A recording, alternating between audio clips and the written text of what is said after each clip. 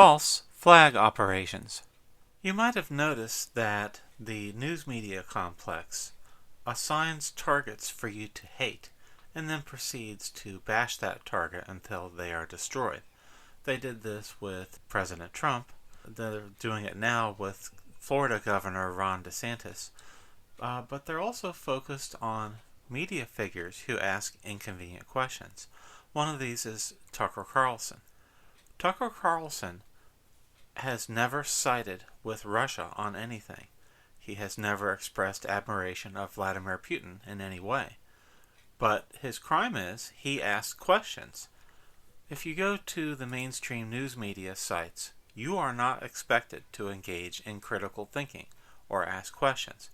You are simply supposed to absorb the wisdom of CNN or MSNBC and go through life repeating whatever they tell you is the gospel truth.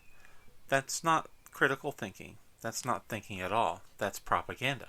Why is it that the news media has targeted Tucker Carlson as the villain who must be destroyed? Here's a story from the UK Independent. Tucker Carlson defends Russia again. Why is it disloyal to side with Russia, but loyal to side with Ukraine? Now in this case, he's asking you to engage in a thought exercise. He's not asking you to side with Russia.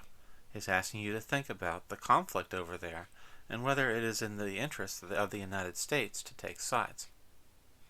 I don't usually watch entire press briefings by Biden Press Secretary Jen Psaki. I've usually just picked up on sound bites and snippets that she made. But what she said yesterday caught my attention. Monday, the president will join the Business Roundtable CEO quarterly meeting at their headquarters in Washington, D.C. to discuss the United States' response to Russia's unprovoked and unjustified war with Ukraine. The United States' response to Russia's unprovoked and unjustified war with Ukraine. That's a perfectly reasonable statement. However, does it sound like a factual statement that the press secretary of the United States should have rehearsed and had written by a team of aides in order to stay on message for whatever we're doing in the middle of March 2022? This phrasing bothers me because it tells us several things about Russia's invasion of Ukraine that we're supposed to think, but we haven't been provided any information that what she said is correct. We actually have very little knowledge of what goes on between the Ukraine government and Russia. Did they have some kind of discussion that broke down that led to this war? We do know that President Biden's State Department signed a strategic partnership with Ukraine. There it is right here. U.S.-Ukraine Charter on Strategic Partnership. And it's still up on their website. They haven't taken it down, so they're very proud of this. Anthony Blinken signed with the Ukraine Foreign Minister a strategic partnership outlining all the military and economic ties that the Ukraine was forming with the United States. This was signed on November 10th by Secretary of State Blinken, and it affirmed a previous agreement signed by President Zelensky of Ukraine and President Biden of the United States on September 1st, 2021. So, in my view, an agreement like this with a former component of the Soviet Union, that being Ukraine, could be enough for a communist-style dictator like Vladimir Putin to justify, in his own mind, an invasion of Ukraine. So we go back here, when she says Russia's unprovoked and unjustified war with Ukraine, it just strikes me as a really odd set of phrasing. This is almost like when Donald Trump was contesting the 2020 presidential election, and President-elect Joe Biden had a press conference. The White House gave orders to every reporter that Joe Biden would be selected to call on, that they had to refer to him as President-elect Biden. They couldn't ask a question and say, "Hey Joe, what's going on? Hey Mr. Biden." No. Every reporter that was permitted to ask President-elect Biden a question had to use that precise phrase in order to ask their question. This White House views everything in terms of spin, in terms of domestic consumption by the news networks back home. They don't really seem to care about what Russia thinks about their statements and actions. All they care about is spinning and projecting an image and controlling the words that go in and out of the White House. All administrations do this to a certain extent, but just watching this woman start this press conference with this strange phrase, the United States response to Russia's unprovoked and unjustified war with Ukraine. Question. Confirmation on that the U.S. has information that indicates Russia has prepositioned a group of operatives to conduct a false flag operation in eastern Ukraine, as reported by CNN. Yeah, I do have some detail on this. Let me confirm for you. You'd almost think that the White House coordinated these questions with the news agencies that are asking the questions. So this was back in January, before any military operations by Russia to physically invade Ukraine. And the White House, again, they were deep in their spin cycle. They believed that preparing the United States for a possible false flag operation by Russia was the best response to planned aggression by Russia. Yeah.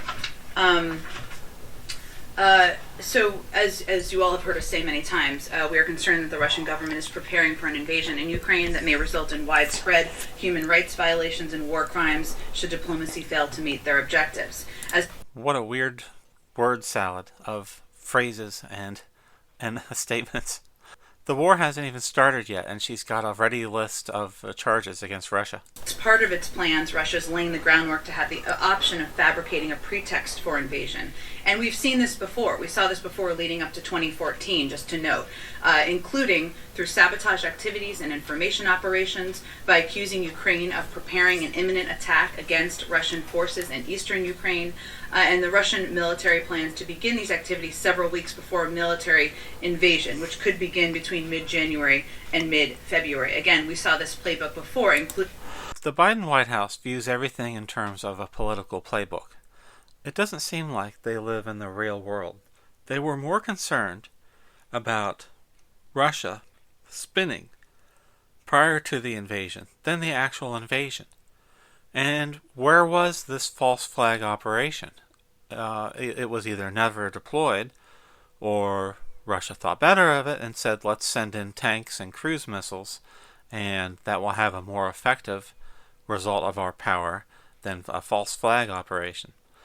So I just wanted to compare these two different clips of the Biden White House and seg into what is considered the number one priority of the American news media right now, and that is to silence anyone who does not go along with the official approved Biden White House narrative, whatever it may be from day to day. That would be Tucker Carlson. I wanted to play it a bit from the Tucker Carlson show from last night. And let's be clear, Tucker Carlson's views, whatever they are, they're simply the views of a civilian who has no experience in government and no experience in being a soldier or being in the military. What he does very well is that he has guests on, people who are experts in their subject matter field. Most Americans deeply sympathize with the people of Ukraine. They got invaded. Who wouldn't sympathize with them? So our Congress and our executive branch have been busy shoveling armaments to the government of Ukraine. And again, no one's questioning anyone's motives here. But if you're going to accelerate a conflict in Eastern Europe, you have to wonder what the consequences might be. What would it mean if the United States was sucked into a war with Russia? How close are we to an open war with Russia, and what would that mean for the United States? Great questions. It gets worse every day. The possibility of a hot war are real and getting more real every day. Look, what I'm asking Americans to do tonight is put aside their hatred for Putin or Zelensky, for that matter, or Ukraine or Russia. Put all that aside for a moment. Understand that we have, in effect, declared war against Russia. We have done three things. One, we have crippled their economy, right? Two, we are shoving in all these weapons. And third, this hasn't gotten a lot of press. We are giving tactical intelligence to the Ukrainian government to put an X on the forehead of a Russian soldier and Russian equipment. Let me say that a little differently. Our spies and our satellites are helping the Ukrainians kill Russians. So we have declared war.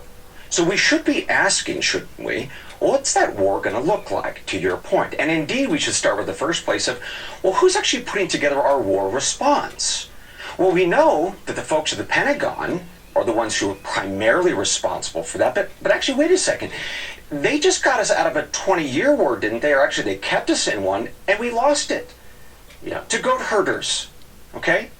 Now we have folks on Capitol Hill and in the White House who were also around for 20 years, and they were the ones who were formulating the policies that also lost that war. So the people who are now formulating our response to a nuclear-armed Russia are the same ones who couldn't figure out how to beat goat herders in Afghanistan.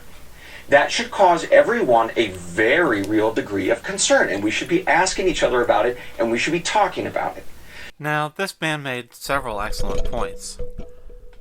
First of all, we're using American or European satellites to track Russian soldiers to help the Ukrainians kill them. Russia has developed numerous hunter-killer missile systems specifically for shredding the satellites of the United States of America and anyone they deem an enemy to Russia. All these Americans pushing for war with Russia. How would they like living without any kind of satellite connectivity? There goes your Netflix, there goes your TV shows, there goes your internet. No one's really thought that through. But his much better comment was about how the people currently planning our response to Russia lost a war in Afghanistan to goat herders. Now maybe that's a dismissive phrasing of the Taliban, but he's not far off.